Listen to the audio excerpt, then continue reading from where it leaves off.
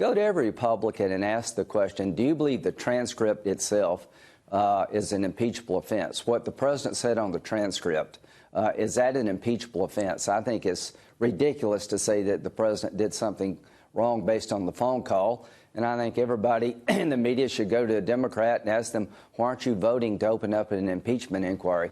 That, of course, Senate Judiciary Committee Chairman Senator Lindsey Graham on Sunday Morning Futures this morning, talking about the House Democrats' impeachment inquiry that Republicans say is one-sided. This is the White House is preparing to send a letter to Speaker Nancy Pelosi, refusing to cooperate with document requests until she holds a full floor vote on this matter. Republicans charging they are being denied due process. Philip Rugman joins us, White House reporter for Real Clear Politics. So, Phil, do you think that the Speaker will bend under the White House pressure and hold this vote that they are demanding? Well, there's a lot at stake if she does bend to that pressure. First of all, if there is a full House vote, like something that occurred during the Nixon impeachment and then also during the impeachment of Hillary Clinton, the issue here will be that you'll be placing vulnerable freshman Democrats, guys who in 2018 went to their constituents and said, vote for me because I'm not just here to obstruct the president. Instead, I actually care about these kitchen table issues. If you hold that vote, you'll be forcing those freshmen to actually come down on this issue. It also will raise the question, if you hold that vote, about what rights the minority party will get. Because what happens right now is minority leader Kevin McCarthy, he wants subpoena power and he wants to have everything at his disposal to fight back against this inquiry. You know, talk about subpoena power. Republicans are criticizing the Democratic move, saying they don't have subpoena power. They say it's a one-sided process, basically kind of like a star chamber in their view. Is there any truth to that? Well, right now, the argument coming from Kevin McCarthy and other Republicans in the House, as well as the White House, is that, you know, Nancy Pelosi is Speaker of the House. Yes, she has that authority, but she's still just one elected member of Congress. They're pointing to the U.S. Constitution, saying it requires the entire body to agree to move forward with this. That's the debate right now, because they want the rights that were, afforded to past minority parties during past impeachment. And this is the sort of technical thing. This is the sort of like nitty gritty that, you know, a voter could say, wait a minute, you know, I'm all for oversight, but there's something to due process. And this seems like a political fight, not one that's actually based on, you know, holding the president to standards of good conduct. Yeah, you talk about due process. I mean, the Democrats, we see them calling in the ambassadors for the questions, you know, behind closed doors. Who would the Republicans bring in? Is it possible that they would subpoena Joe Biden himself and Hunter Biden and ask him these questions about the Ukrainian contacts?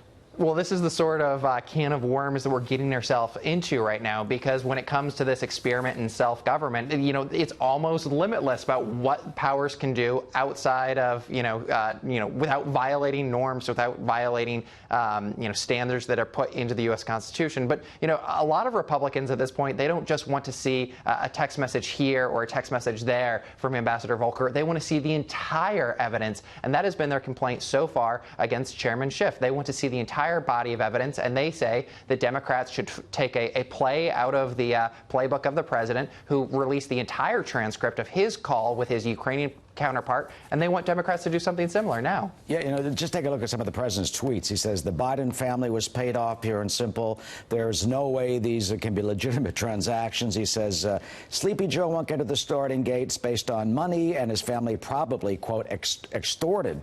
So you think that the Republicans would raise this issue? Here's the president's lawyer, Rudy Giuliani, talking about that earlier today. First of all, even if it is pressuring Ukraine, it's a lot different than what Biden did, since the purpose of questioning is to get a criminal investigation about a scandal at the highest level of our government uncovered that the Washington press has been covering up for 3 years deliberately, and about which they are now going after me personally because they want to get me, the messenger, so they don't have to deal with their honey boy Biden, who's been a crook for 30 years. Sorry, I've gone after crooks a lot tougher than him. That's pretty strong and pretty powerful. I mean, bottom line is that's what the Republicans want. Are they going to get that? Well, the administration and certainly the president's personal lawyer at this point, they feel like they're in the bunker at this point. You know, I first learned about Hunter Biden's business dealings in Ukraine and China long before impeachment, and it was through coverage, you know, by many media here in Washington, D.C. What's interesting is right now there's the question of whether or not what Hunter Biden did, was it illegal? At this point, you know, there are some who say, no, it wasn't. But at the same time, it is unseemly. The American people do not like to see children of presidents or vice presidents trading off of their parents' name. It might not be illegal, but it's the sort of crony capitalism that time again and again shows us that voters just don't like. So this is certainly a liability for the Biden campaign, and I imagine that we'll see the White House continue to talk about corruption, even if there is no illegality found. And finally, what do you think is going to happen?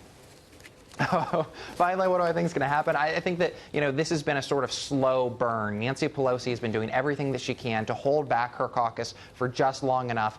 We saw with the Mueller investigation, there was, you know, there were some things that were unseemly there, but there was no there that you could take to the American people and force the impeachment issue. With the Ukraine letter, with the transcript that we just saw, it's much more simple. Now, both arguments have, you know, both sides have good arguments to, you know, buttress their position. But I think that eventually what we will see happen is Nancy Pelosi is going to move forward with impeachment, and Mitch McConnell is going to hold up his end of the bargain. I think that, you know, if looking at this purely through a partisan standpoint, I think that it would not be unlikely to see the House impeach, and it would also not be unlikely to see the Senate dismiss. All right. We'll see what happens in the coming couple of months. Philip Wegman of Real Clear Politics. Philip, thank you. Thank you, sir.